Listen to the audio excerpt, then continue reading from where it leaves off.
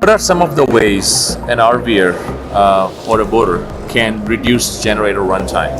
Yeah, it's a really good question. I mean, generators have a great purpose in life. I mean, they provide auxiliary power for you, but you have to listen to them. And they use fuel, so they're not as energy efficient as a solar system, and that's the key to it. A solar system will decrease the use of a generator by a huge number.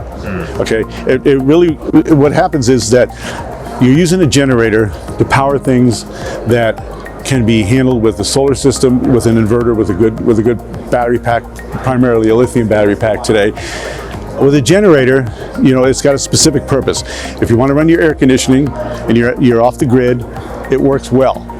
But you don't have to run a generator all the time. So why would you run a generator to run things that you can run off of a battery and have silent, free power? I mean, you have to put fuel in a generator. I'm using the sun. The sun supposedly comes up every day, and we get our power from our solar system. There's so many more efficiencies with running a solar system than running a generator. And of course, you have to listen to it, and you got the exhaust and all that stuff. Although it's not as much of an issue as it was years ago. A generator you still have to listen to it and it has to run.